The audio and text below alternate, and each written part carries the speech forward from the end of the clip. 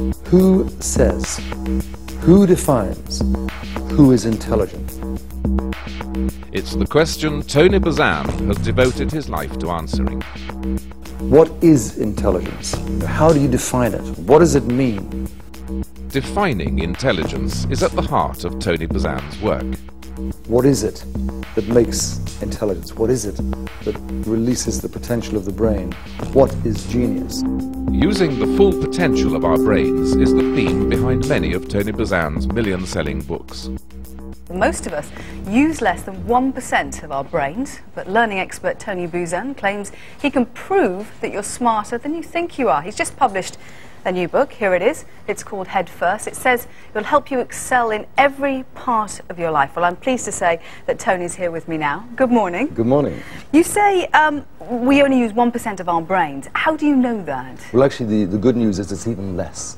It's even That's good less. news, is it? It's good news. Because there's a lot more potential. Yeah, it means that we have 99+% potential still to go. With over 80 book titles to his name, Tony Buzan has established himself as the world's leading authority on learning and the brain. These books are not for academics, and they're not for the general public, and they're not for students. They're for anyone with a brain. As founder of the World Memory Championships, Tony Buzan is at the forefront of mind-expanding techniques. His mental exercises are designed to unlock the reservoirs of unrealized potential in our brains. Huge international competitions attract the brightest minds from all around the world. But it isn't only the young and brilliant who stand to benefit from Tony Buzan's work. We're all born with a brain that's hungry for knowledge. How we feed it is what fascinates Tony Buzan. At the end of the 20th century, we discovered the brain cell in its full magnificence.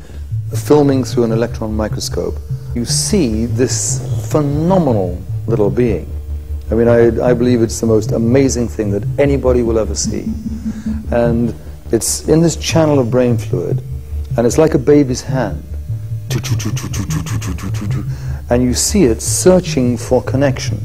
And when you show this to people, and you just say, look at that, describe it, the words that they use are always the following: amazing, wonderful, incredible, thorough, persistent, searching, a miracle.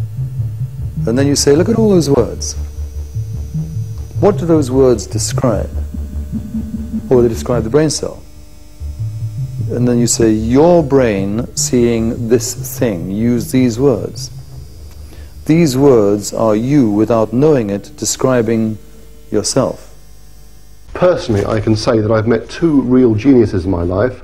One is Garry Kasparov, the world chess champion, and the other one is Tony Buzan.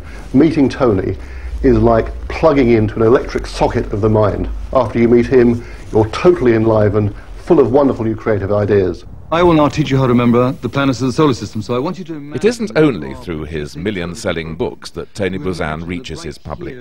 A stimulating and compelling speaker, he addresses governments and schools, business seminars and television audiences with a skillful mix of enthusiasm, passion and humour.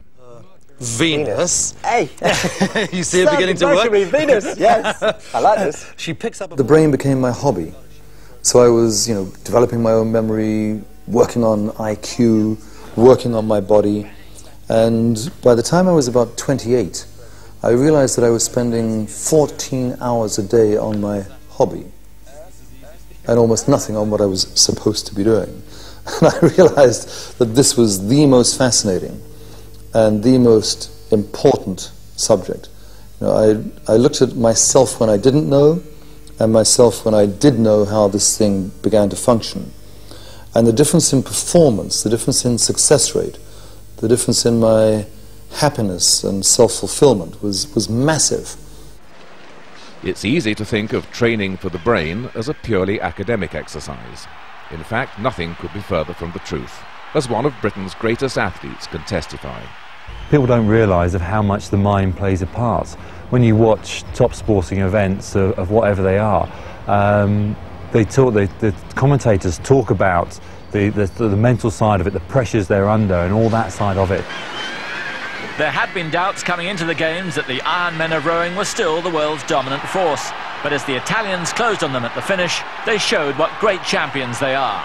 People don't realise how much sort of mind games there are within sports, and how much the brain does play a part. Gold for Great Britain and a place in the record books and British sporting legend for Stephen Redgrave. Visualization is being recognized as a major weapon in the sports arsenal. It's fitting that Tony Buzan, himself an accomplished oarsman and coach to the women's British Olympic rowing team, should have provided Steve Redgrave with a key weapon in his winning armoury. I'm certainly an athlete when I'm visualization, that I'm actually there doing it. You stand on a start of an Olympic race, and it comes down to the battle of the brains in some respects, of who's got the best tactics, of who can mentally switch on to what they've actually got to do. And that's really the important side of sports. The public impression of intelligence is physically weak. The public impression of physical strength is mentally weak. The truth is exactly the opposite. If you're developing your brain, your body develops as well. If you are developing your body, your brain develops as well. If you develop both of them in coordination, you multiply the benefits. So in a sense, the books that I'm writing are rescue operations for the human brain, rescue operations for the human body. That's what they're about. Tony Buzan's new book, Headstrong, takes the principles of developing the mind and the body together even further. Little wonder then that Steve Redgrave has chosen to endorse it. Tony Buzan's reputation, like his influence, is truly global. His books are now published in over 100 countries and 30 languages. His regular television appearances in Australia, the Far East and the United States are a measure not only of the growing momentum of interest in his work, but also of its universal importance. What is Memoriad 2000? What is this? It is the American Championships for the Brain. A vital aid to the way we organize our minds was invented by Tony Buzan. These diagrams are the mental equivalent of the maps we use to make a journey across country. Only they're for a journey of the mind. Tony Buzan calls them mind maps. A mind map is a tool for any thinking task. So if you have a wedding you want to plan, and there are many people who've done this, you mind map the wedding. You know, you put your little symbol of love and beauty and the two of you in the middle, and then you have a branch for the guests, a branch for the food, a branch for the drinks, a branch for the timing, the nature of the ceremony, the music, etc. So you get this wonderful picture of your wedding. If you have a mind map, it's all in one picture. You can see what you have done, what you need to do, what's a priority, what can wait.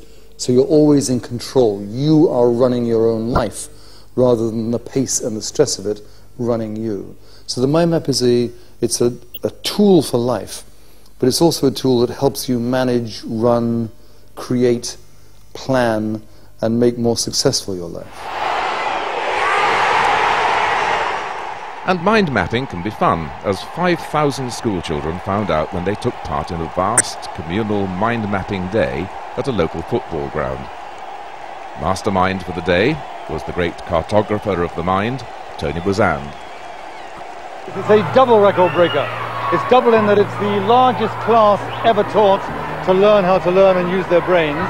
And the second one is that they have produced the largest mind map ever. It's a mind map so big that it covers this entire football pitch. For these children, the prospect of mind mapping is a stimulating visual alternative to the daily grind of repetitious and boring note-taking.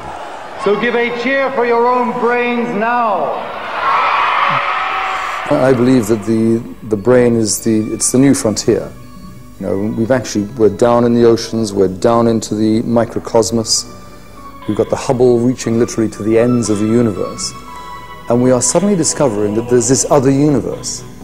And it's the universe inside the human brain, which as soon as you start to go into that, you realize expands infinitely in all directions. We are a universe in ourselves.